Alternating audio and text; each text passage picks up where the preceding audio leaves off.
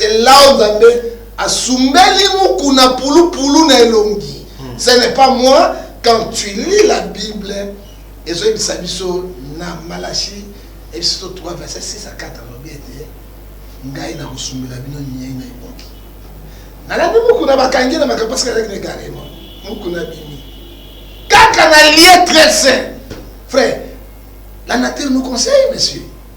Est-ce que vous sont pressés ou les intellectuels ou les abrutis? Non, les intellectuels, le monde évolue. Le monde évolue. J'ai suivi aussi quand on a pendant qu'on a des cambouis, il y a des noms. Il y a le cambouis. Quand on a lié ses frères. Batia kama sapina lisoko ya kobate. Nzambi nde lisoko ya koba otia ukati. Dieu qui a tué Moïse. Qui a tué Abraham? Père Obik Sanen. Il nous au bateau. Na bateau on sait 4 verset 6. Est-ce que Nzambe bena zawa na ba église ya bango solo? Parce que mukuna azana leso avec mukuna je le respecte aussi, il n'a pas azana leso repère sa peuple congolais et zana kiri na bango to yebi bango. Où est-ce qu'il trouvait l'argent? C'est Kabila. Donc, utiliser le peuple pour nous. Utiliser le peuple.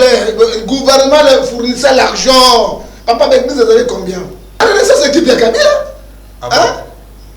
Aluka Katia Moto, a Bengi Boshab. Boshab, il a dit non, bon, ça Mukuna. Bon, tiens, il va se Mukuna, Batiawana. Mukuna, t'as une moto, ma permis. Moto a créé Renaissance. Mukuna, t'as une bonne soupe majeure. Renaissance, c'est qui pour moi, c'est une bonne moi. C'est Kabila, Botuna Boshab, Botuna Shadari, à quoi il dit ça? Ce sont les escrocs bien organisés. On m'a dit, parce que je les connais, comme la mort de Jésus. La mort, on se connaît, frère. Pas comme Sabino, mais comme Nathan ou Yasikoyo, vérité et bima.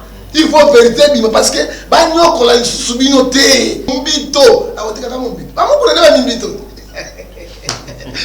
voilà bimbito ya mabe oya biso kali bazoka tuska mbisi eskama izotiola nazo conseil bango Matthieu 16 verset 25 à 26 à quoi sert le nom de quand tout le monde se perd dans son nom le jugement de Dieu là mais moi mukuna lozo baluka il y a plusieurs mukuna azo baluka mais moi j'ai écouté mukuna prêcher dimanche mort. Ouh, papouillou, moutima malamu. Je l'ai écouté moi. Je suis un homme de Dieu et quand j'ai écouté, je commence à pleurer. Préfet de discipline. Aujourd'hui, devenu préfet de désordre. Moi, je te dis, Mukuna, Nzambe Sanza Bango, Nakati na Mukanda, na Apocalypse 3, verset 14 à 17 à Sanza Bango. Ce qui y a sur la couronne, on n'est pas dans la groupe monnaie. Ce qui est bien parce qu'il y a son plate na bisika. On te montre les courants, c'est une groupe, on a un groupe électrogène. Dans les autres, on a un CP na bato, on a un boka na ko pla comme ça mitokité. Na ko pangusa ya ngote boy ba ke kanda ya peuple, na ko pangusa te lokola ngulu na zamba. Et le pays le plus béni, le plus riche, réserve monétaire mondiale, les matières premières, allaient awa. Mais nous souffrons avec ma telle maman.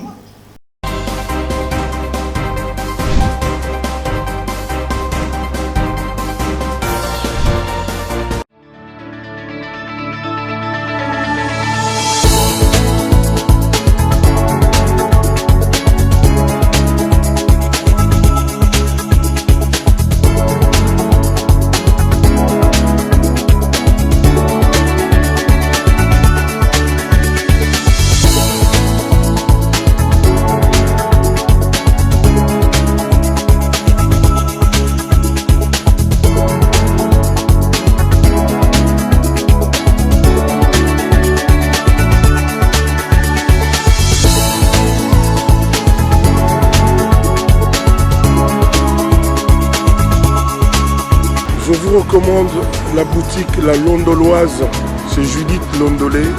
Si vous voulez être classe, chic, être habillé, être admiré. Parole de Mopao Mokonzi.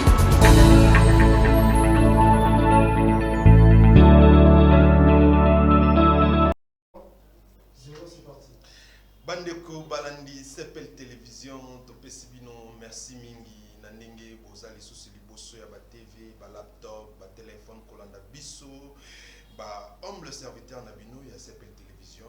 Alors lelo bandeko Balandi toujours ndenge to mesana ko sala bino bolamu parce que bino pe ko sala biso bolamu ya kolukela bino batu pona ko sola na actualité, ba actualité ko le kamikolo na mboka politique culturelle na nyoso. Pour nous toujours à la page dans Obino Bozali Banda. Alors, madame, messieurs, aujourd'hui, tu as mis pour Nabino, prophète John Ngefa, Naende Togosola, Makambo Nyoso. Là, je dis un grand merci à toute grande équipe technique, à commencer par Merveille Loukeba. Merci beaucoup, Merveille Loukeba, la régie. Un grand merci à Jonas Boulaba. Jonas Boulaba, merci Nassima Bakamira, un grand merci à toi. Là, je dis un bonjour à mon invité. Bonjour, monsieur le journaliste Kolo Pamboulaye. Merci beaucoup, prophète John Ngefa, qui est dans le plateau de Bisto, et salut Bisto, vraiment Bolamou, alors, bonne activité à l'église. Ndeko, activité à l'église, l'église, paye bandimi, la raison que l'État a fonctionné bien. Ouais, ouais. Quand on ne paye pas les gens, les choses ne marchent pas, même l'église est allée foutie. Dès que nous avons des journalistes, l'église de Koyaki, toujours l'église en Kolo, mais tu me moi à peine de fonds, il y a 10 et 20 $ battus sur ma kim parce que pauvreté est on doit 5 000 battus sur mon thème malade. Mais CP Calvino, CPL TV, patron a bien encore beaucoup de appels le bon pour être mon sang dans un média qui n'est pas. Mais pour n'a pas si pas si moi ma cambreta moi je suis mais parlons n'a pas ce ngoloba. Est-ce que vous pensez que l'église oya kalana lelo makamongo kenda ningi moko place l'église oya kalana na époque Mobutu kino lelo topé n'époque Kabila Joseph kino lelo est-ce que l'église a toujours na place na mais ndeko soki ozo comparer tango ya kala na tango Mobutu na tango ya Tshisekedi na Kabila moi différence za moke na tango Mobutu vraiment ba pasteur yi pesa mingi na musala ya nzambe mais bato bakota ki moke dans la politique des catholiques. Il faut dire la vérité parce que nous sommes les religieux, il faut dire la vérité parce que la vérité c'est Jésus. Le père de mon Jean 8 44 c'est le diable et que c'est là qui moke. Yango mwana tango wana Mobutu abaneko banga ba chef religieux mingi par rapport à l'élo parce que oya l'élo tozali un échec total parce que nous personne la politique, nous personne la corruption. C'est que j'ai dit en tant qu'un homme de Dieu, Nzambe azo répété comportement ya basai na Nzambe. So que l'élo crise eza na mboka l'élo boy. Nana monde à cause de l'église. Parce que l'église c'est ça qui nous sert à voter. Parce que bitini Nzambe atini biso l'église ya liboso 1 tout ensemble bateau. L'élo église est une division. Or que père et la division, c'est Satan, le diable. Père et rassemblement, c'est Christ. Yami Balé, après cette mission, il y a Jean 10, 7 à 10. Allez prêcher, dites le royaume de Dieu proche. Les lois, nous ne prêchons pas le royaume de Dieu, monsieur. Nous sommes prêchés, il y a matériel, il y a mouki. Okokende poto, okobala, okosalaboye. Na escroquerie spirituelle et koti, na kate ma prophète. Les plus grands escrocs. Il faut dire la vérité, moi je suis prophète, les plus grands escrocs, il y a 5 ministères, ils allaient ministère prophétique et 6 prophètes. Il y a un moment où échoué total, tu allais dans droit, il y a un Nzambe pardon, puis un peuple pardon, pourquoi deuxième mission de Bisso, ils allaient dire monsieur, ils allaient bien. Ce que nous voyons tous, ce sont les vanités, c'est vanité. Ecclésiaste 12, le bien, au tangi de 5 à 12, et le bien. Ils allaient mission la mission de Saïni, ils allaient Romains 12, 31 à 40. Cherchez premièrement les royaumes des cieux. Tout ça viendra après. Namona ba grand riche, ba kene même immeuble. Namona ba bourgeois, ba kunda bango même na ba camion de luxe, même na ba jet na bangote. Tous allons 1 mètre ba cotisio. Toyaka mutakala. Hein? Toyaka mutakala fumanga nyonso polele mais tozonga ka papa chaussette soulier za la raté hein soulier za la raté kaka la chaussette na bilambo ça dit quoi tozali égaux biso nyonso. À quoi sert un homme de gagner tout le monde? C'est qui dit dans Matthieu 16, versets 25 à 26, ils perdent le tout. Donc vraiment, et que c'est une makasi pour les loyaux, les plus grands escrocs, les voleurs, les vautours, les prophètes, les apôtres, les pasteurs, les évangélistes. Il faut dire la vérité. Oui, c'est ça, hein, parce que dernièrement, dans notre émission, juste avant qu'on y ait un prophète de Nlesi, Abimisi Malobama, Abimisi Makambouma, on a que Bino pasteur, beaucoup à niveau que Pessi Bino Mbongo pour na batu na assemblée politique. Et des fois même Bamsu Bakoko ça va tourner tia que non pasteur Mukuna ba utiliser qui est même pour batu ya renaissance na combo ya renaissance ya équipe mais qui pour na matinée politique. Après et au sala qui batu wana basili qui ba kei. Alors dis-moi prophète, est-ce que ça dit na bino ba pasteur bo utiliser biso bandimi lokola batu na bino ya politique vraiment bo me marabiso na bino ya politique oh bino bo lia mbongo biso to bi ata mutu na makolote bo me marabiso tina ba stade ko bisa biso vraiment to landaka parce que to za bandimi. Bon, nécessairement, monsieur, et là, le prophète Béni Salobi, ils ont dans Jean 12, verset 43. Ils aiment la gloire du monde qui est la gloire de Dieu. Bible, les autres, sont trop clairs. Malachie, chapitre 3, verset 18. Vous verrez la différence, ceux qui servent Dieu, ceux qui ne servent pas. Ma commence de Nile Salobaka, bon, il dit aussi les choses vraies. Parce qu'il y a des premiers terres politiques, spirituelles, dans Makambo, Ayebi Mukuna, Ayebi Soni, Ayebi Bangoyonso. Il faut dire la vérité. Donc, là, nous devons aussi prier pour lui. Donc, à Pengui. À Pengui, Koko Pengui, à ma bépenda, pour les quand même, mon pagan. C'est le moment été. Tout semble la pour la bango, tout semble la pour les autres. Mais il y a le bien que la vérité, à Pengui, la vérité au bino banga. Ce qu'il dit, Denis laisse à l'équipe vérité pour le bandinga le bagati. Moi, je parle la vérité avec précision, avec des versets bibliques. C'est différent. Je ne peux pas être un grand vers lui. Parce que grâce à lui, c'est grâce à lui qu'il a eu micro, il a eu télévision. Je suis quand même reconnaissant.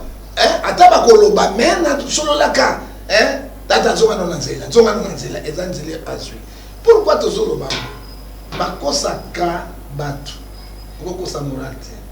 conscience parce que conscience oui, ils ont vraiment bakosi peuple. Papa, la vérité. Parce que Jean 14, verset 6, il dit, je suis le chemin, la vie et la vérité. Vérité, c'est Jésus. Celui qui parle la vérité de moi dans Zambie. Moutaké la pelengenu na poloso, à côté de solo, vraiment il n'est pas l'homme de Dieu. Il faut dire la vérité. Au moment où tu peux dire kaka campagne, bateau batondi, tout cela. Moi, mais c'est vrai. On donnait l'argent, on achetait les gens. Dans l'église, mais bon, ça me l'a reloté. Mon diminution, c'est 10 000. Pasteur, 100 000. Heureusement, dans le stade, ton escatel, le bateau, mais or que le peuple est en ignorance, c'est qui dit, au C4, verset 6, mon peuple périt par manque de connaissance. Ce sont les gens qui vont demander pardon à Dieu. Publiquement, ils vont demander pardon aussi à la population congolaise avec les escroqueries. Matthieu 24, verset 25. Je vous annonce davantage. Ah ouais, église, moi, on donne sa martyre, les athées. Église de réveil, à part protestant catholique, les athées. Oh, le monde a dit, Makiona, miracle à l'Okuta, Matthieu 24, verset 24. Nous sommes à Batunambongo, na ba commission. Église commune na ba commission, il faut dire sa vérité, parce que Ecclésiaste chapitre 12, verset 15 à 16, Dieu amènera toutes choses au jugement. Jugement dans Zambé Zali. Il y a un moni. Jacques 3, verset 1 à 4 parce que vous devez passer dans la justice de l'Éternel. On a escroqué Dieu. Mais tout le monde est catholique. Il y a mort. Attends ça, tout le monde est stade plein. Tout le monde a bon stade plein. À part les protestants, qui bangi sauté, ils ont sangi ça mbongo etambola. Mbongo yango bazwaka parce qu'on a gouvernement. Bato ba finance ka bango yango mona ki mukuna tanga parce que mukuna azana leso évêque mukuna je le respecte aussi, il n'a pas azana leso pour sa peuple congolais et zale kiri na bango to yebi bango. Où est-ce qu'il trouvait l'argent? C'est Kabila. Donc, utiliser le peuple pour nous. Utiliser le peuple, le gouvernement fournissait l'argent. Papa, l'église, vous avez combien? Combien? Hein? Parce que utiliser paix, parce que utiliser bango, renaissance, les gens. Les animaux. Et ça y est, bon, vous avez le gouvernement. Mais quand la renaissance, c'est Kabila. Il faut dire la vérité. Après ça, nous avons vanda. Alors, bah, utiliser la renaissance, la Congo, ya. Comme la biso révélation, mon nez, donc renaissance n'est pas Moutassala, on est à Kabila. Mais la renaissance, c'est qui est Kabila? Hein? Alukaka tia moto, abengi Boshab. Boshab, ya lobi, non, bon, soit Mukuna. Bon, tia, il va sur Mukuna, bah, tia, wana. Mukuna, t'as ma pembe. Moto a créé la Renaissance. Beaucoup de gens ont un joueur. Renaissance équipe Moro Yassi. C'est Kabila Botuna Boshab. Botuna Shadari. À quoi il dit ça? Mais la Congo Yanzan. Yango Monete. Marque. Azoï Bisabiso. La carte Mokanda. Na 13 verset 5 à 6. Plusieurs viendront sur nous. Or que ce sont les loups féroces et brebis. Bazali vont tout bon. Vont tout. Bazali Koulia. Mbongo na Kombo ya Nzambi. Bah quand tout ça m'a pas passé par son bon, pas passer par le Kabola. Surtout Kabila a beaucoup fait. Pas le pasteur, il faut dire la vérité parce que ngala zaki na tout autour wan. Na yebo na zolo. Na yebi eloko na zolo. J'ai pas critiqué le gouvernement Kabila, na liambo ka Kabila te, na liambo ka molivité. Mais il y a des gens bah pour tout wan ndé ba sakana ki na ba mbongo, ba ko tamona ba camion plus que ministre et biso na mbongo. Na auto les là, na auto l'église na libanda les 15 ans on vous les bandits na kopola. Na so les là te batomité na moment. Ba sombeli bango ba église. Ba so yo banda. C'est que bino ba pasteur pour contribuer na succession ya Kabila na moment ya pouvoir. Mais ils ont contribué à 18 ans. Est-ce que na bombi yo? To ko banda c'est la vérité. Boy ba qui est qui? Hein Kabila est parti aujourd'hui, allez ba banda autour de pas Tshisekedi. Mais ils vont faire ce qu'ils vont faire à Kabila. Combien de fois Kabila ba sali ba mensi yao ethnique yao na catastrophe de Marty et produit congolais. Olimba combien 5 millions de dollars. Ce sont les escrocs bien organisés. Parce que je les connais, comme la mort de Jésus. La mort, on se connaît, frère.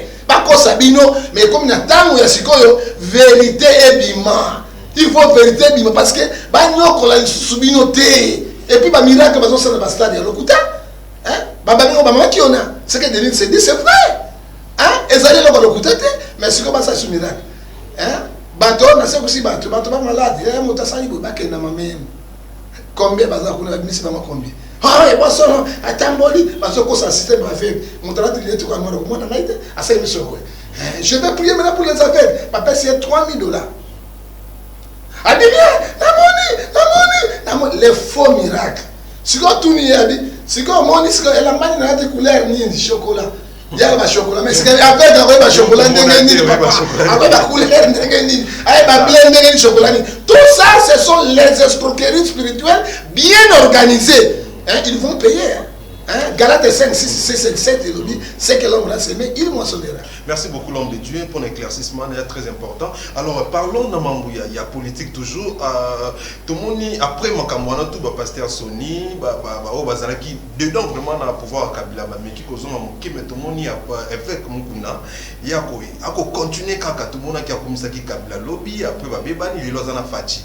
Alors qu'est-ce qui assure que le lobby a obéi à Fati parce que le lot a tout collé à la TV, a commis pour naïe bilan vraiment positif. Alors qu'est-ce qui prouve que les lots pasteur Mukuna vous allez toujours fidèle na pasteur na président Fati? Ndeko maman va le sac au papa Ngefa nyoka attend le moli pour se voter la nyoka vipère même le moli pour voter la vipère mon bito a voter la mon bito maman vous n'avez pas mon bito.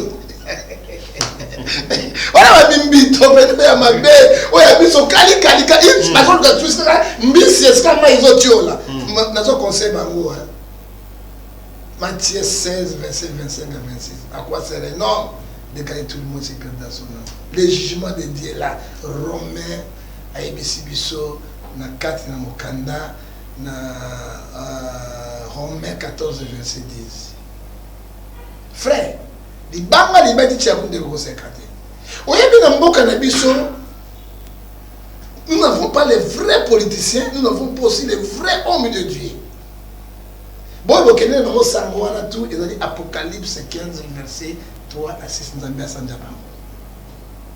Les loyaux, ceux qui ont dit que ingratitude, et Foutakate. Et moi je dis au président Fachi, Azumayen, il y a 3 ans, mais Kabila a fait 18 ans. Hein? Avant l'expérience dans le les loyaux, moi je n'ai jamais vu, parce que la carte d'une église, monsieur, dans un parvis, tout le monde peut en avoir. Au côté de l'Ingi, au Bassi, au Dumbatou, tout un lieu saint. Et c'est quand même un lieu très saint. La carte, il y a ta lieu sanctifié. Lieu propre, c'est là où sacrifier ta coûte à la. Mais moi, Mokuna, il y a plusieurs Mokuna. Azo Baluka. Mais moi, j'ai écouté Mokuna prêcher dimanche mort. Ouh, papouillou, moutima malamu. Je l'ai écouté moi.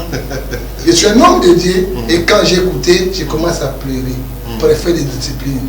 Aujourd'hui, il est devenu préfet des désordres. Préfet des désordres. Tatouillou, moutima, alternance, maquillou tanguité. Vous mettez la Kabila Maboko. C'est Osée 4, verset 6. C'est strictement interdit dans les lieux saints. L'honneur, la gloire revient Dieu. C'est là où vous avez Asumeli Mukuna Poulou Nelongi. Ce n'est pas moi. Quand tu lis la Bible, et ce Sabiso na Malachi, et surtout 3, verset 6 à 4, Ngai na Usumela Bino Nye na Ibongi. Nala Mukuna Bakangi na Makapaska avec les garés. Mukuna Bini. Kaka na lieu très saint. Frère, la nature nous conseille, monsieur. Est-ce que vous sont prêchés par moi, ou les intellectuels ou les abrutis? Non, les intellectuels, le monde évolue. Le monde évolue. J'ai suivi aussi quand Mukuna ou Ezoluba, pendant qu'on a dit qu'il y a des noms. Je nous cambe, quand on a lié saint frère. Batia kama sapina lisoko ya kobate. Nzambi nde lisoko ya koba otia ukati. Dieu qui a tué Moïse. Qui a tué Abraham. Père Robik Sanan. Na bato no 4 verset 6. Est-ce que Nzambe bena zawa na ba église ya bango solo? O ba tondi si bato na ba kiss na ba na ba machine na bango. Vous trouvez que ça opportun? Non. Yabi balé frère Landangay. Una tikali na likambo muku na mutimu na ngana kusipila likambo ya ngoni ou etikali bakanga Kabila. Oh mais pasteur yo ko bon de prendre ba ennemi na ba tomabe ba bongo la monter ma to tika ko sa bato frère. Hein? Moi je suis pas riche, je suis pauvre. So na ngina comme riche lelo na comme na parole escroquerie et je suis aussi petit monsieur. Moto recevoir les lots na petit monsieur. Ba ministre ba condiaminer de ba recevoir quand ni moni boy. Et je rentre mes bretouilles, je sors mes bretouilles. On pèse même bon. C'est fini. Parce que quand tu prends l'argent, la caméra de soyeux, au soki, au mec qui paie moi, il y a traite. Romains 6, 23, les sadis péché, c'est la mort. Je préfère être la libre. Avec la pauvreté. Est-ce que c'est la même mort? Tu vas dans ton église, église est quoi? Parce que nous allons pour la Bible. Au moins, il vie wana baba tumabe. Baba ne travaille pas la psychologie. La psychologie à bateau. Moi, je suis un eschatologue. J'ai fait aussi l'anthropologie. Qu'est-ce que signifie l'anthropologie? C'est l'étude de l'homme. Frère. C'est l'étude de l'homme. Médecin est malade. On a donné un snaï. À côté, on a un examen pour confirmer. Mais ailleurs, il y a même examen par exemple, ça n'a pas moi, les lois, il y a Bossani qui est bolam pour la cate. Moteur balai qui deuxième femme, on a cabine na maman lifté. Moteur balai maman camel na maman lifté. Les si église za wana. Église na wana, ils a dit foyer social. Qui muta tellement qui a buka yango. Mukuna zui téléphone à Beni Kabila. Kabila passe ordre. Comme quand on est étiqueté. Mais les lois sont que le gouverneur de Zatini a récupéré à votre église. À son église, à son bécicate, nous sommes à la montée. Les lois avec la renaissance, c'était Kabila a fait renaissance. A vu, dans mon équipe, mon Kili, papa, à Barcelone, il y a un bon tonneau plein. Renaissance, il m'en a suscité. C'est quoi Renaissance société? Renaissance société, ça dit quoi? Il est l'escroquerie qui se passe entre les hommes de Dieu. Ce que Ben évêque ou bien pasteur, on doit imiter Jésus-Christ qui est notre modèle. Philippiens chapitre 2, verset 19 à 21. Notre modèle, on ne doit pas imiter Matomsous. Oh, le Kabila Pessi, tu sais qu'il a Pessi dans noté. D'abord, on a pas tu sais qu'il a ça. Ça dit quoi? Président de la Mayele, n'a pas farcé le wana spirituel, batali et belé, batondi wana, pona, koko et ça y est, mais kolongi ça y est. Parce que Baïda qui Kabila té. Ils étaient près de Kabila, mais Baïda Kabila té. Deux. Vous voyez, tu sais qu'il a le pouvoir. 9. Bajora Basangani to Sala.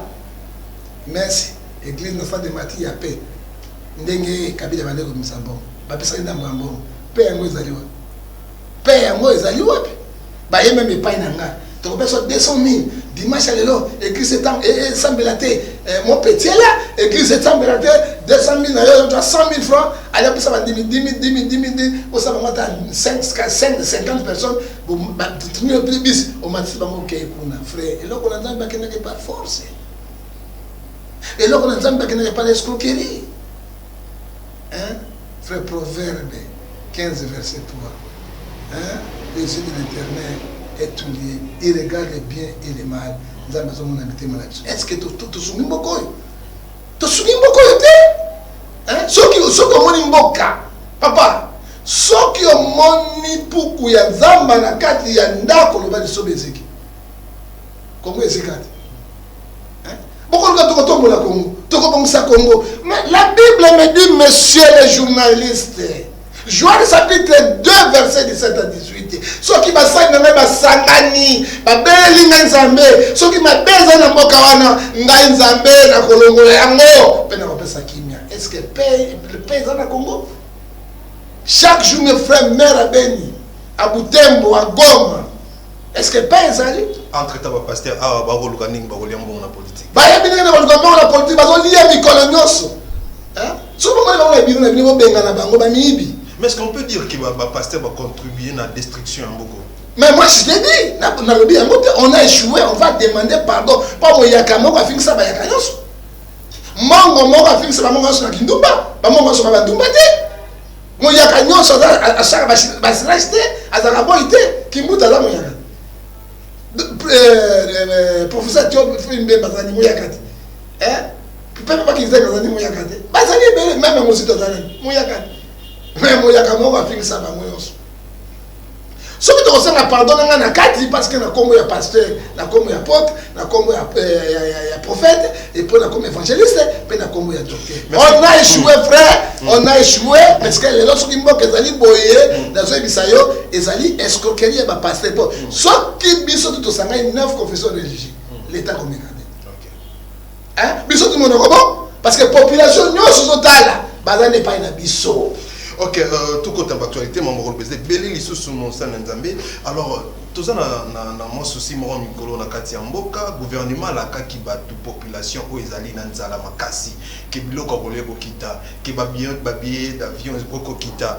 Kino lelo, ça fait au moins 1 mois et demi ou 2 mois depuis gouvernement à la Kabiso à Loba et Kitate. Alors, pour nous battre sous nous considérons des démarches politiques, nous flatter peuple.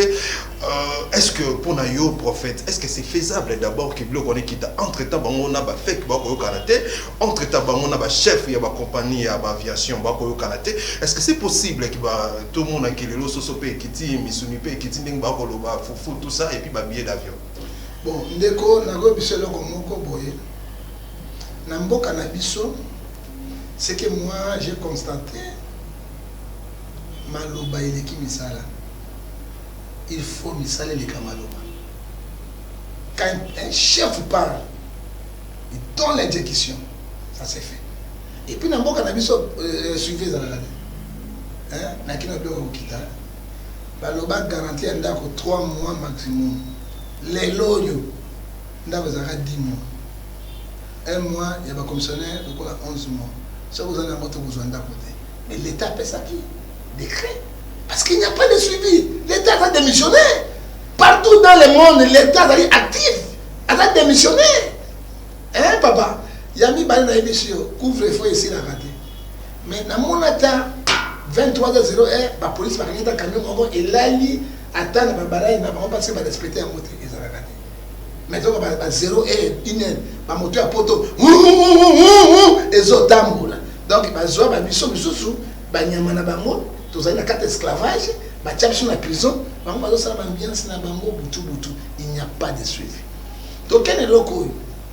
Mon conduit à lobby. Le président de la République n'est pas magicien. Parce que le président travaille avec les hommes. Oh, il va s'allier. Hein? Les hommes présidents comme Matin à Bougoumès, c'est comme la autre. Non, après cette question, il faut pas rendre là. Le problème est dans l'État national. Bazo Makamonionso, na directive, il y a un parti politique. Il y a une propagande.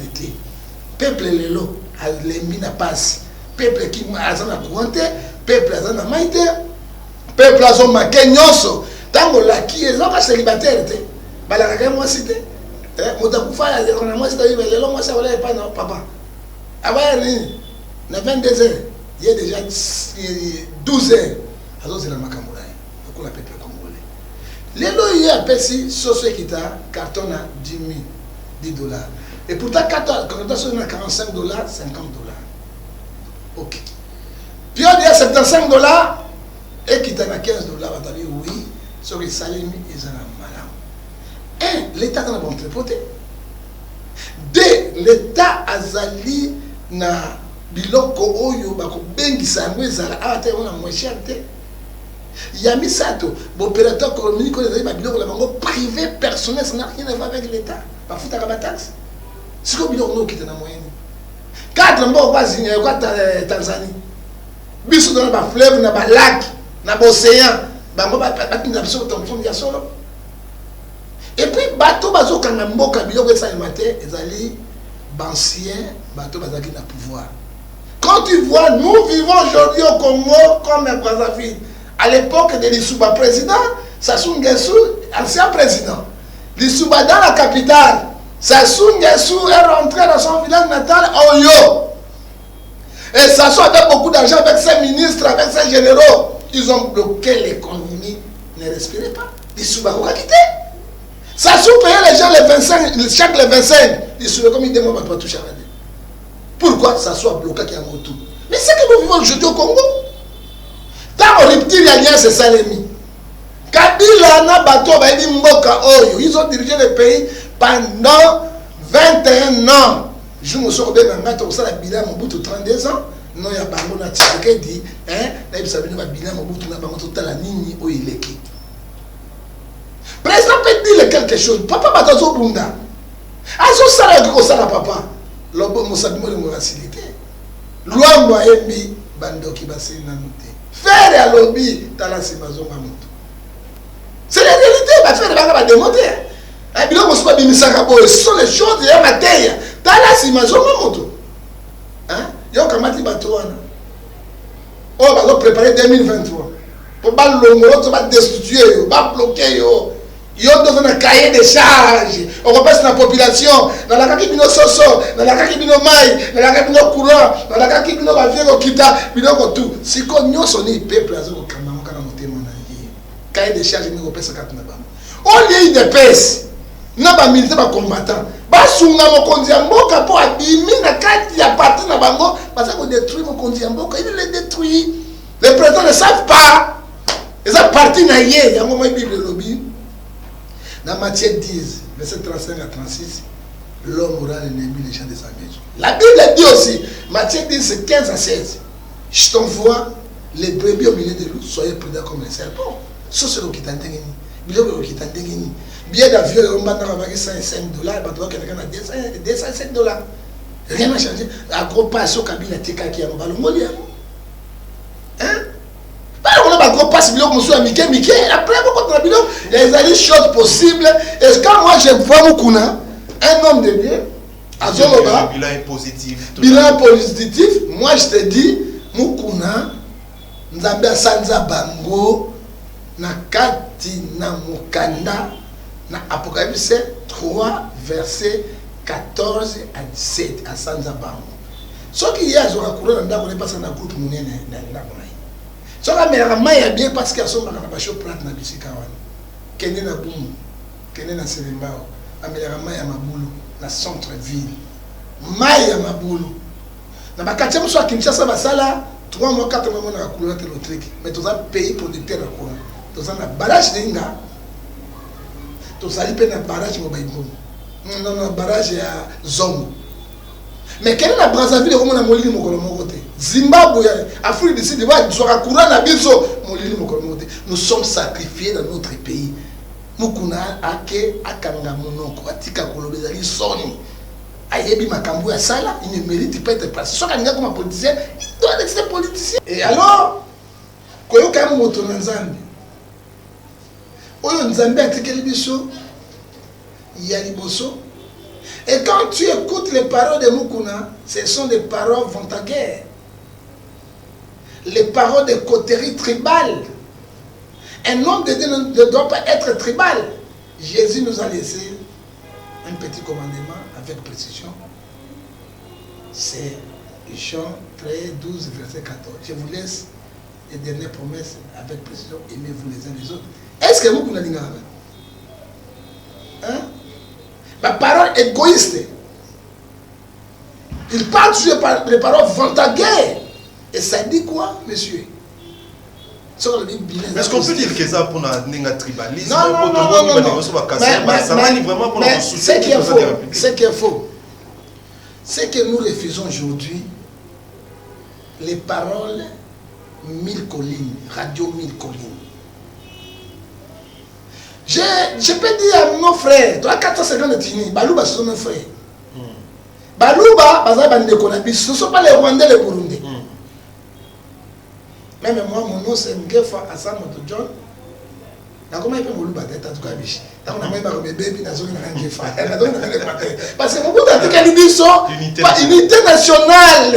Tu vas critiquer Mobutu na nyonso sauf unité nationale. Oh, Batutu Bako ça. Oh, Batumbanda Bakabila Baya. Toujours coterie tribale. Bazoko Kayangote. J'ai dit à mon frère Mukuna, il est l'homme de Dieu. Répétez aussi. Après Samokana, Hébreu 12, verset 34. Cherchez la paix. Hébreu 12, verset 14. Cherchez la paix. Avec tout sans laquelle personne ne peut voir Dieu. Oyebi, Radio 1000 Collines, c'est qui monte na Rwanda. Et c'est que nous refusons, parce que nous sommes les prophètes. Un vrai prophète, Amos 3, Dieu ne fait rien sans toutefois révéler. C'est ce que les serviteurs. Papa Makamotu et les cas dans mon corps, tout est le cas de mon âme. Peut-être le bac dans l'église, c'est tout au théâtre. Ok, ok, on s'en prend l'église. Au moins, il y a des cas qui sont en Rwanda. Je ne sais pas si en Rwanda pour Nani. Batoubaye Bagango de l'expliquer parce que mission est dans au moins, il y a Yarimana, Azali Tuchi, Utu. Mais la carte, il y a Utu nae, Batuchi Bazalaki, et Belé, Azali Kosa Nabango.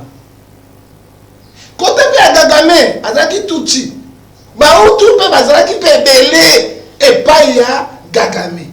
Tant Gagame est comme un coup de thé, ça est qui wana. Je ne suis de l'autre qui wapi. Kaka Utu, O Bazalaki, et pas il y a Yarimana. Nde batakaki kaka ni batuchi bazali kotake batuchi oyo bazali pa ya Gagame bautu pe bazali kune pa ya Gagame bazali kotake pe ba tu bautu oyo bazali pa ya Abiyarimana.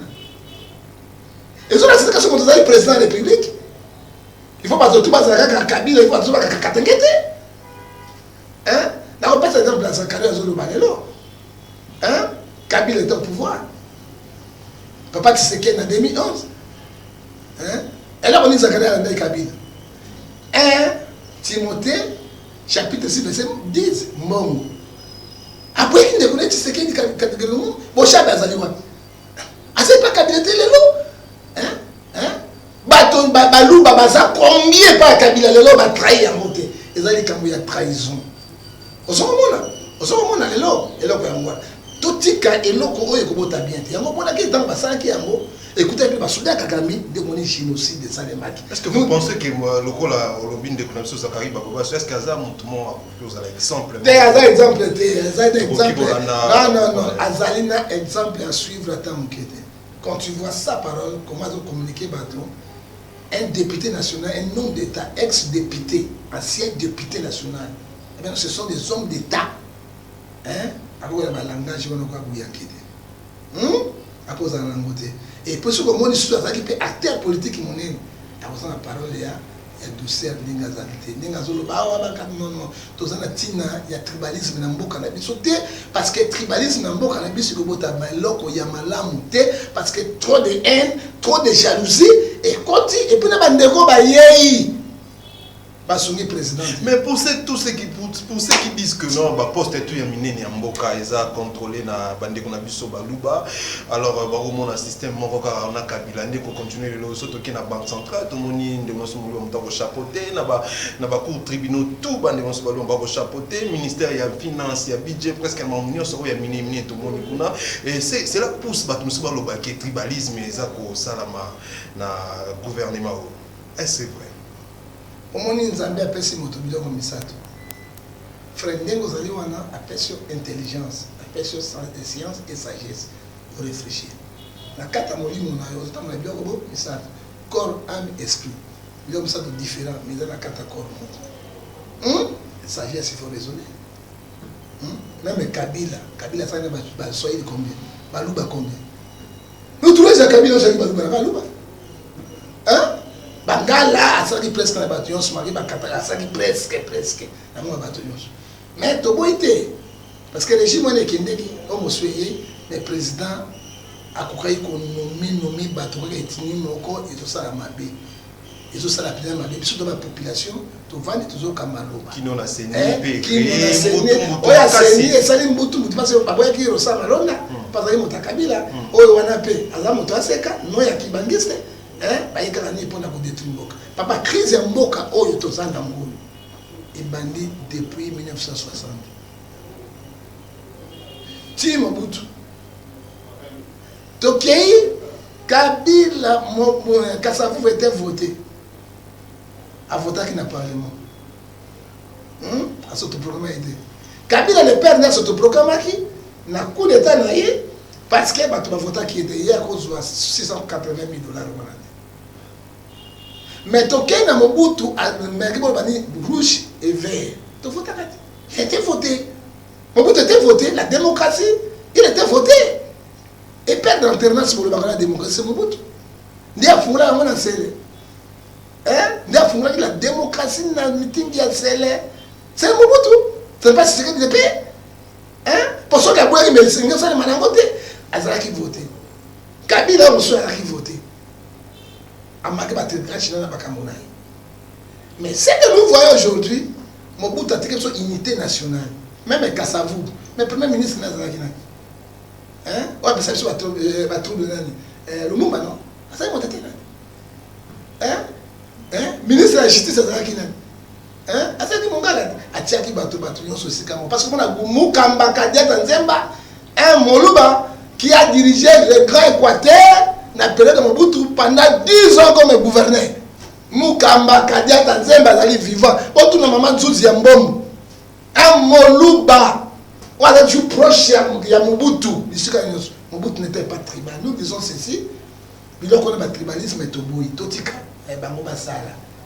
So il peut simplifier tout le monde a remainement c'est comme. Mais les loyaux, tous on a dit ma bien moi que c'est pourquoi nous avons préparé l'élection en 2023.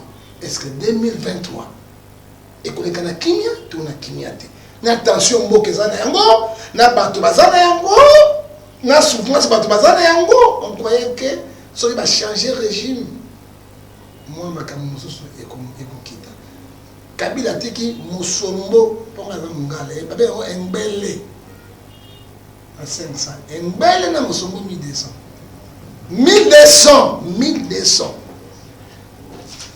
Hollandais, Kabila a $16 combien? 16 000. Le dollar combien? 21 000. Aline tout ce qui n'a pas. Est-ce que les banques centrales, monnaie en boca, et vendaka, et tambolaka frère, on se pendait le comme ce qui va réserver monétaire les alliés. Est-ce que la banque centrale réserve monétaire les alliés? Bah bien comme il y a 1 milliard, il y a 500 millions, il y a combien 1 milliard? Non, seulement Kabila a tiré 3 milliards 700 000 dans la banque centrale. Kabila a laissé 3 milliards 375 millions dans la banque centrale. Il y a comme 1 milliard. C'est la honte, monsieur. Donc, ça fonctionne. Et ça fonctionne. Est-ce que si une banque monnaie on a et que ça sous-bassement la monnaie locale, il n'y en a pas. Tant qu'on a la monnaie DG, il y a madame, il y a INSS. Puis on dit maman, maman, elle a suspendu. Na moni ndako na ye moko papa, même Kabila, même Tshisekedi azana moti. Et bateau pas il a une recette parce qu'on fait $10 $10 par rapport à son qui de malaria. Bakav ba sous-sol na mona et pas ba roi arabe. Ba prince ya ba saoudite wa ba saoudienne wana.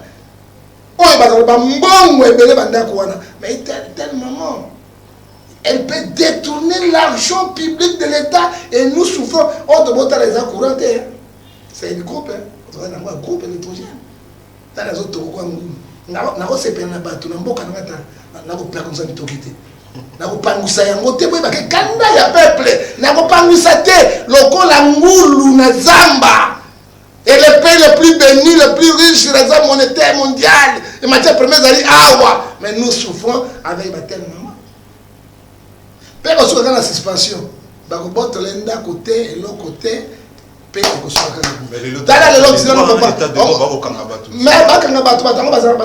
combien caméra na prison mais ndako na o ya tonya na victoire les aussi là et aussi na manœuvre ni na lolenge ni et aussi là état de droit na bato so ba toucher bango na bato so ba toucher bango état de droit solo bokanga bango tala o état de droit solo un petit exemple c'est en Afrique du Sud tu as vu ex-président Zuma bakanye pa boye ko se présenter hein quand il bolo ko perdre dans la prison là tu bien prison c'est ça maman lui raison ça c'est l'état de droit on t'a dit 2 500 000 l'homme nommé ministre on t'a dit 3 450 l'homme nommé na poste à monsieur Munene hein oui mais tu sais que la ministre ba ta conseiller président dans la prison dans la prison des tangela dans la prison des ça dit quoi hein? On ne gouverne pas le pays avec les rancune, avec la haine.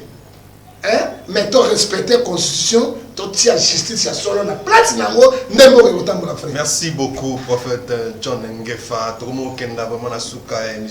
Alors, ma question est celle-ci. Tout le monde a na haine, bazako, beta, konyoko, la musus koboma. Et cela a poussé à Wapé, na Katsa Congo, le lot va prendre biso na limité piège et ça makasi ba négocier ba congolais ba piller ba maison ya ba négocier ba indien pour na maman ko le kana Inde. Alors, et lo koni ça la congolais na mboka mpaya za la maltraité bongo. Bon, na ngena côté lo ko biso ya pillage nous condamnons. Parce que ngai mo tlozo ba rabino nazali activiste de droits de l'homme. Nous mona to condamner la violence science. Hein? Tant que nous gagnons pas battre. Bien, nous condamnons la violence. Topia qui n'a période à Mobutu, il veut quoi ici la caméra, quel est le peuple, l'économie zéro. Piage, pendant Nzala et tombe la ramboucate, et comme ça mbouka na kao. La zone ça va décoller. Ba ministre yo ce jour on a ba conjoint sur ba généraux. Banda qu'on a ba 5 congélateurs biloko plein. Akoli ya 6 mois na famille na ye. Hein? Ba ko fanda la télé, mais biso de la taux de jour. Et là, si tu payes les Mindele, on a Chinois, on a Nini Bakei, tu as un passe, tu as un sang. Tout est que l'État s'en mousse. Et là, que les Kanambo, Cannabis, monsieur. Rwanda, vous avez mis Rwanda. Rwanda avant sa diplomatie. Ma casse, il y a un mot qui est la diplomatie. Tu fais un ambassadeur. D'accord, il y a ambassade, on a besoin de bon côté. Par l'état 6 mois, 12 mois. On retourne à la diplomatie dans ma casse. Mochigabo on a comme le secrétaire d'État de la francophonie, en anglophonie, parce que bah dû bah poser on a comme le secrétaire général de la francophonie. Dans mon île Wabiso, Congolais, mon secrétaire de la francophonie. Et puis ce pays, le deuxième pays le plus du monde après France, la France, c'est Congo. Donc les populations congolaises, les bandes à respecter, tes amants manqué à diplomatie. Manqué à diplomatie parce que par exemple, Mabiso, Mikole, Banile, Bangolais, va vous mettre sur combien? Bah, Kosula, tout là. Brazzaville, quand tu dis que c'est une maille, quand tu Mabiso, quand tu Bomanyoka, tu Kanyoka, Boma Zairua. Par exemple, si tu as Zairua, na kati ya ça qui prend 10 francs, bah, Kanyi, ya Koufi, bah, Tekinyoka. Et ça, les lots. Personne qui n'ont pas. Les lots, ben, dit, bah, Baniko, Bomabiso, les lots. Moi, si on a biso, à Kendaki Libaro, à 4e, Mikel, Indien. Et Kendeka Gabo. Et tu dis à Yotam, Bosso, pour moi, on est quand même un Yamadangoul. N'a pas pour mieux personnes qui en parlent. Au lieu de payer, donc il y a pression au gouvernement. Parce que quand tu as un gouvernement ministre des Affaires étrangères à Zali, ou bien tu démissionnes. Quand tu fais dire, tu démissionnes. Bah, convoquer ambassadeur indien, ou bien on coupe les relations diplomatiques et tu parles, Rwanda, merci au Rwanda. Paul Kagame au Bali, Bakani ministre intérieur de France, a tient long avec la carte diplomatique parce qu'il n'y a pas la diplomatie. Donc nous sommes abandonnés notre professeur. Quand Mobutu était là, pays mort dans le monde, il savait qu'il n'y avait pas de parce que Mobutu était fort. Il avait l'armée, qui est très fort, les rois d'Isaïe. Mais quand même, malheureusement, que Mango, tout le monde a des lots, n'est pas comme Mobutu, nous disons, papa, ezali babato bazalaki pessimiste ata motema mabe epai ya oyo nakopesa exemple ngai nabotami na ntango Mobutu nakoli na ntango Mobutu papa na ngai fille directeur école primaire mama na ngai maîtresse école primaire salaire Mobutu anapesa papa na ngai tozolia 1 mois mpe papa asomi moto mpe tolie 1 mois mama na biso mbongo asalaki réserve apile na Mobutu mais lelo directeur école primaire aza na combien maîtresse école primaire aza na combien 60 €. Papa nangi obenga nga mokonzi to sola makambo ya Mobutu kaka bokotikala monoko polele oyo bino boyebi te tala beno moko te esika Congo ekosili aucun président akosala makambo Mobutu asala totika Mobutu a se reposer en paix. Mobutu était un prophète comme Saoul. Après sa mort il commençait à prophétiser mais lui-même ne connaissait pas. Après sa mort parmi les prophètes de l'Ancien Testament il y a Nzambe sacrifié. Mobutu c'est un prophète abi. Derrière moi, après moi, c'est les délices. Délices, j'aime. Un vrai prophète, quand il parle quelque chose, c'est compris. Après moi, ça sera les délices. Délices, tout le monde a. Merci beaucoup, l'homme de Dieu, prophète John Ngefa. Merci à vous sur les tellement belé metango nde sengito kata awa. Alors l'homme de Dieu, tout senga oloba. Moi message à souka la peuple congolais surtout ba oba copier net les logos et kuna na limité. Copier ça mabé parce que beaucoup de bande ko na bino ka. Na chômage peut pas si. Na pas si sous en tout cas bande ko botika eloko bo sala ndenge prophète alobito tia pression. Pression na gouvernement. Ba charge na. Ah to ba charge na on lieu copier. Alors, dernière parole, l'homme de Dieu, et puis... parole nangai ya souke ezali boye. Tout a toujours espoir na Congo. Mboka eza mabe te. Nzambe apesa so kita biloko nyonso. Mais bato bazotambwisaka biso mitema mabe.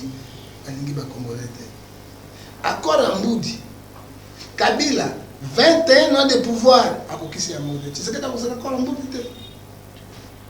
Personne qui va payer millions de millions pour foutre un soldat $300 et que ça la nini. Pour foutre un fonctionnaire $300 et que ça la nini. Mais il y a un salaire de 100 millions de dollars. Président parle. Sénat président de la République, Premier ministre. Mon toit ça la $680 000. Mais un fonctionnaire, il y a 70 €. 140 000, 160 000, ça fait 75 €. Ce qui est belé, 75 €. Donc nous vivons comme les animaux et le pays où est tourné dans le monde. Tous a toujours un espoir. PIB à Congolais à $50 par mois. Nini? PIB à Congolais. $50 par mois. C'est dommage. C'est dommage. Et il y a un salaire le ministre. Il y a un PDG. Tolo babu ende kuna pona kosuki sa tona mboka musuté mboka na biso za Congo Bunda Kinosoka. Pour Afrique, si d'accord, Mandela Zali Boy, Abundaki. Mandela Kota qui 27 ans de prison, Mandela qui est là, Ramaphosa, Bango, Zuma, comment il président, et puis ils continuent. Ce qui te l'ennemi, tu peux perdre beaucoup. Il va Kaboula, Mindele. Complicité, complot, il y a un bon cannabis occidentaux. Ils voulaient faire comme le Soudan. Soudan, il y a un bon comme le Soudan ici, le Soudan. Guinée, il y a un bon comme 4 Guinée. Et là, on va sur le Congo démocratique. Il faut la mise parce que ma Belgique, qui a voté. Intérêt territorial, nous sommes en train de sauf que si vous avez l'article 63 la condition, tout Congolais comme militaire pour défendre l'intérêt national. Ok. Merci beaucoup, l'homme de Dieu, prophète John Ngefa, Bisso Stepel TV, Alexis Ouechi, Napesio. Merci, nous avons sur le plateau. Puis, je dis un grand merci à Claude Perrault, le président de Stepel Télévision. Et puis, un grand merci à Merveille Loukeba, Jonas Boulaba, sur les techniques. Merci, Nabino, Bandiko Balandi, Mbote, Pebot Karamada.